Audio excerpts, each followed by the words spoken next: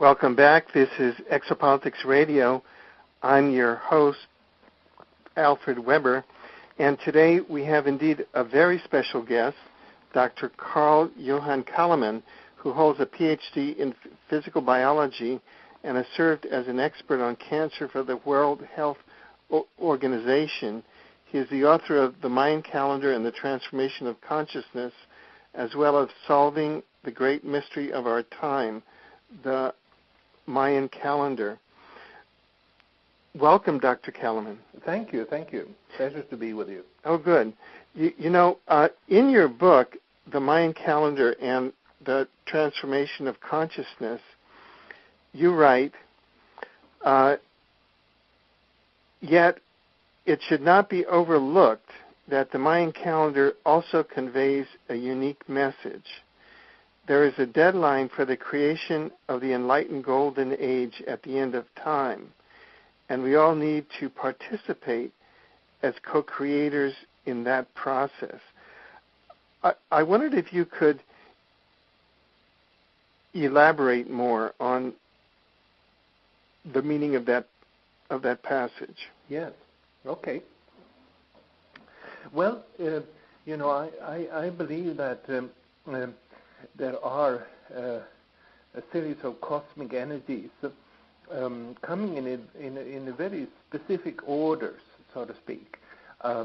It's sort of an organizational plan, if you like, an organizational time plan that is described by the Mayan calendar. And that particular time plan is now coming soon, October 28, 2011, to a fulfillment. And I think it's important here to go back to something that hasn't been known for so long, actually, that it's only like in 2006, I think, that the single ancient Mayan inscription that actually describes the meaning of the end date came to the surface in 2006, and which may sound a little bit funny considering how much speculations there has been out there. And that particular inscription says that at this there's coming an end date, and at that end date 9 gods will descend. That's how they express it, and this is really then what we should expect from this particular end date, that 9 gods will descend. So there's absolutely nothing about the end of the world. There's absolutely nothing about a galactic alignment. There's nothing about any precessional cycles. But the only thing that this particular inscription, the only single one that talks about the end date, is saying is that 9 gods will descend. And what that means is that, or I think then to grasp that, I think it's helpful to understand that the Mayan concept of God is, or a God, as we're talking about here, we're talking about 9 creation gods, is not exactly what we first will think of. We tend to think of gods as being like the Greek gods or the Nordic gods, like individuals out there that are sort of acting pretty much like human beings, but with other abilities and capacities and so forth. But the Mayan concept of God is much more, I would translate it directly as cosmic forces, and so and fairly impersonal cosmic forces. Energies would be another way of putting it. And so what this means is that we're coming to a time when there are 9 cosmic forces that will manifest. And that's what this single inscription that we have from the ancient Maya talk about. Right. Now, what type of cosmic forces is this in different areas, or? Well, to me it seems fairly obvious that these 9 forces that they're describing are exactly those 9 levels of evolution that I have been describing in my books, and that are symbolized by the kind of 9-storied pyramids that we find when we go to the ancient Mayan temple sites, because these usually at their center they have a 9-storied pyramid. And so that's it's like a hierarchical order of 9 cosmic forces. And the study of the Mayan calendar is to look at how these 9 forces have come into play progressively on top of one another, and so forth. And so, to return to your question, I wanted to make this point before how the ancient Maya actually talk about this end day, before I go back to what you talked about. We need to participate, or so forth. And there are a number of changes that you can anticipate in the years ahead, based on what we know of what these cosmic energies will bring, that the Mayan calendar describes. And these cosmic forces, they are working through us, you might say. In other words, if we are not responding to the directions that these forces are giving us, and this, of course, when I say I refer to sort of an etheric cosmic energy, and so we need to participate in this. And for instance, I believe that many, or if not all, of the hierarchical systems of the world, systems of political rule or economic rule, but that's based on the rule of one person over the other, are going to come to an end. And it's not just to me, this is not just some dream or some speculation or so forth. It seems just like a logical consequence of the analysis that I have made of these cosmic forces that the Mayan calendar describes. And so, for instance, I think we are going towards a world of peace. But it won't come easily, so to speak. I think it will come very much through the dismantling and disappearance of the national borders. And I think that's one thing where we will have to participate. The cosmic forces can only work through us. And but the Mayan calendar, the study of the Mayan calendar, can help us understand what these cosmic forces want us to do in order to fulfill what seems to be the intended end result of the cosmic plan. Right. Now, you also talk about the cosmic tree of life, yes, as being a universal organizing principle. Yes. Is that one way to is that one other way to describe how these forces are working? Yes. The cosmic tree of life is the origin, and that's again, I think it's appropriate to go back to the actual Mayan inscriptions from ancient times, because, for instance, in the Temple of the Inscriptions in Palenque, which is one of the most beautiful and most of the important of the ancient sites in Mexico, there is a creation story. The Mayan creation story is inscribed on the walls in stone on that particular temple. And what it says there is that these cosmic energies, they start when what they call the first father, which probably we would call simply God in the traditional sense of the Judeo-Christian notion of God. When the first father erected the world tree so that the light could enter. And that's how it's written in those stones. And this seems probably fairly hard to grasp for modern people. We have forgotten the origin of the world tree, which used to be an idea, a myth, or a belief that existed all over the world in ancient times. We certainly have it in the Bible, the tree of life, in the first book of the Bible, in Genesis, but we have it all over the world. You can go to the Maori of New Zealand, you can go to the Viking traditions, you can go to the North American Indians, and you will find different ways of symbolizing a world tree at the center of the cosmos.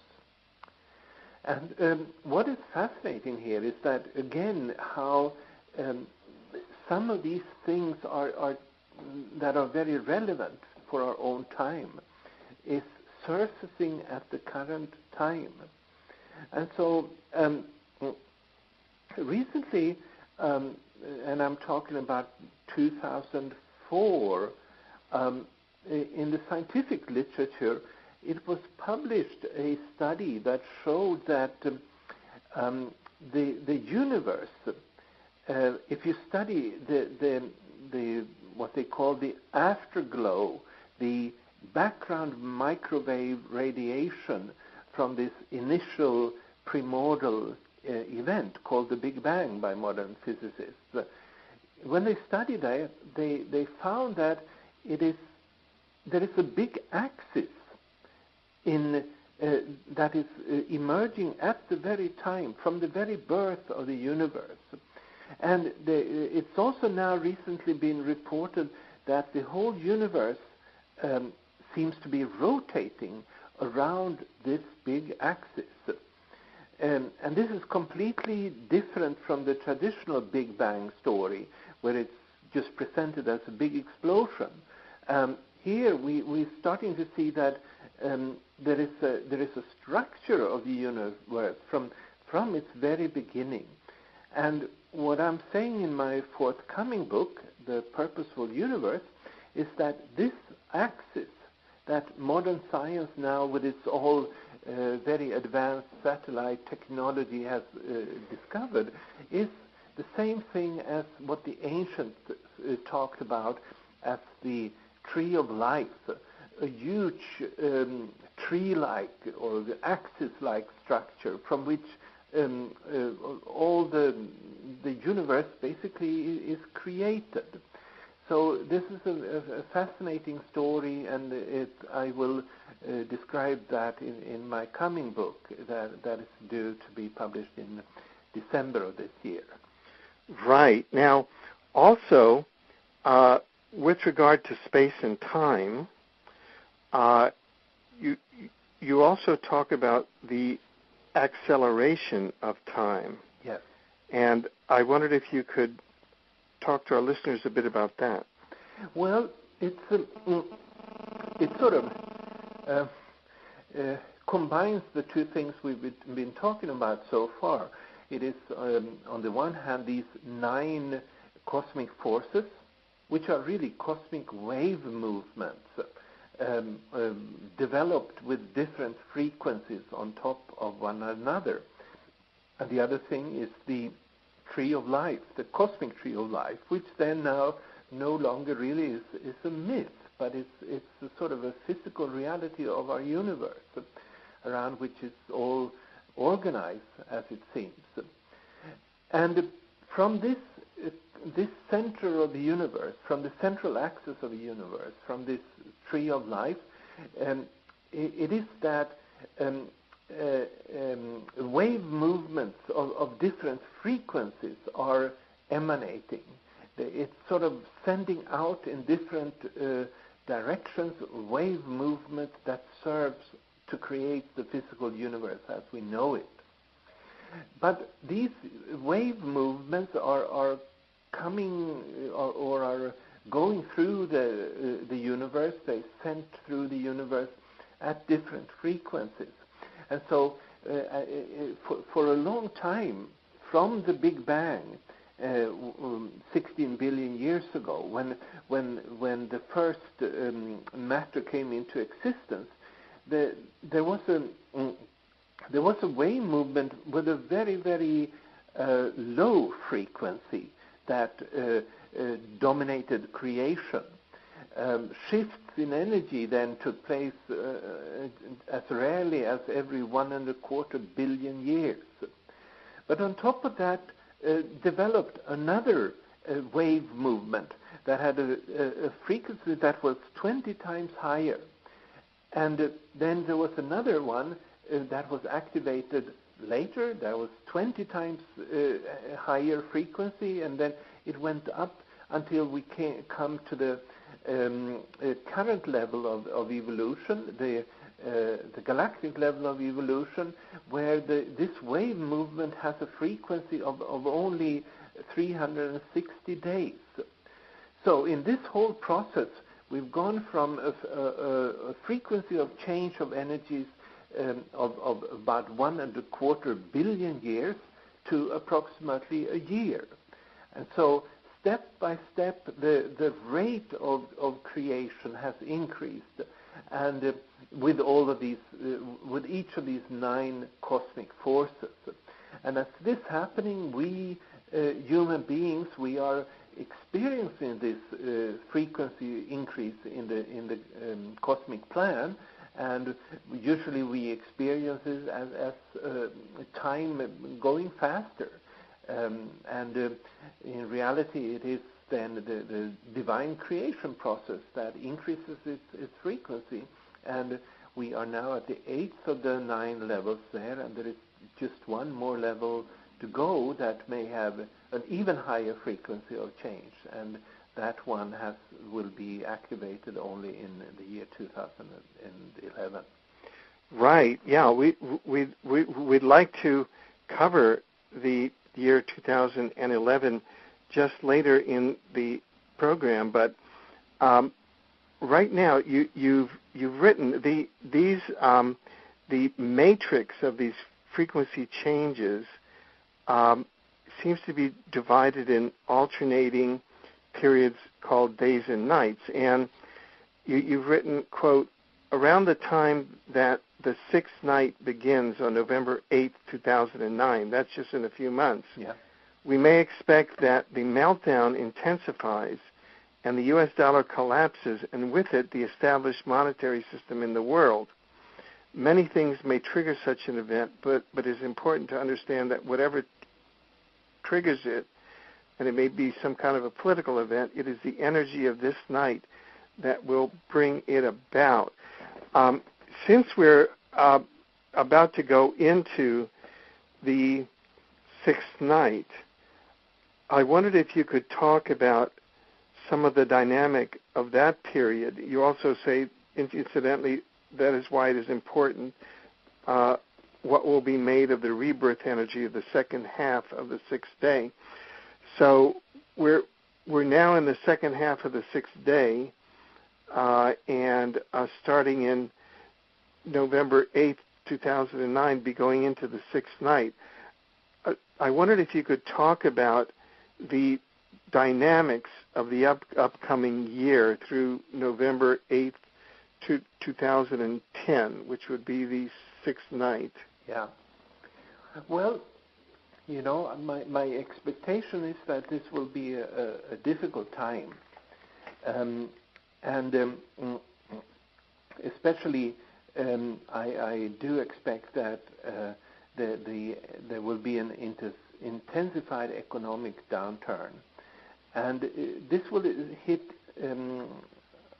probably the whole world, but I think there will be a special emphasis on the Western Hemisphere, and then in particular the United States. And UK that have been sort of the main centers of the financial world. I think when this time will come, there will be a shift in our perception of reality in such a way where people will be drawn away from all economic values that are abstract, that we don't see like concrete reality. And that's one of the things I'm expecting. And so I do believe, I don't know, of course, when or how this particular process will bottom out, but I do believe that, generally speaking, money in terms of what is digits in computers, in bank computers, or what is paper money and so forth, will experience a clear decline in how its value is perceived. And you might wonder, of course, why would this be? Because what I'm saying here is that this change is then part of the cosmic plan, and it's meant to be that way. And at the same time, we can be fairly certain that a lot of people will experience hardships, and we can be fairly certain that some of these may be imaginary, but I also think there will be very, very real hardships coming up in this time period that's coming. But I think ultimately, it's all about creating a world where, as I mentioned, no one dominates anybody else, where there is no one controls anybody else. And the way that control and dominance has been upheld in our world has to a large extent been exactly from what I mentioned here, abstract values, money, and so forth. And I think this is what is it's a part of a process creating a more egalitarian world. And I think it's also that it sort of serves as some kind of a protection for the planet. And I think there's a lot of people that realize today that in many ways we are on the edge of creating environmental disasters. Nobody can tell really, how much more of the pollution and so forth would create some kind of significant global warming that would, or something else, the destruction of the disappearance of the bees, or something like else that would create a serious environmental catastrophe affecting ourselves. And so we can be fairly certain that if the kind of growth economy that the world has gotten used to for now a fairly long time, if that was to continue, then we can be fairly certain that the world would come to an end, simply because we would bring it upon ourselves. And I don't believe that's the purpose of our world. And so I think you might say that the cosmic plan at this point is setting in some kind of a brakes that basically says, you got to stop here. This is as far as you can go in terms of pushing away nature and constantly trying to conquer and destroy it. This is it. And I think that those are some of the aspects or of the dynamics that we are going into when the sixth night begins. And it may be, that the economy will become so bad, so difficult that we will have to shift around, and that in such a way that we more or less have to start sharing in order for the world to survive, in order to so we will have to shift around, make a transformation of our economic system, where it goes from individual acquisition to sharing, and it will be perceived also, I think, more or less as something that's imposed on us. We human beings as individuals, we would hardly have chosen these things, but I think the divine plan has a higher purpose in sight, and that's what I hope it's all going, and I feel confident that that's the purpose of it. Right. Well, that is fairly daunting. There's a new book by Kevin Cahill dealing with the who owns land ownership around the world, and it shows that 85% of the population owns nothing. That is, owns no land. 21% of the global of the Earth's land is owned by 26 people. Yes. And 41.5% of the Earth's land is owned by 1% of the population. Yeah. So that concentration of wealth is an example, I think, of the hierarchies, and I'm wondering how one might envision that would change. Well, I think it will be, in a sense, it might be called a revolution, I think. I see. And based on a new perception, because these energies that the Mayan calendar describe, they describe a change in the perception of reality. And I think there will come a point here where the old ways of as you are mentioning here, examples of very few people controlling, owning such huge masses of land and such huge groups of people not owning it. I think it will come a situation where this will be seen as impossible to continue, to sustain. And the whole concept of owning land, when you start thinking about it, is I think it's a strange concept. God created this earth, and how can anybody own it? It's more, to me, ownership in that sense is more like a phase in how human beings perceive reality and how they relate to the world. Right. That's how I look upon it. Good. Well, we've come to the end of this very interesting segment with Dr. Calleman. Please stay tuned. We'll be right back.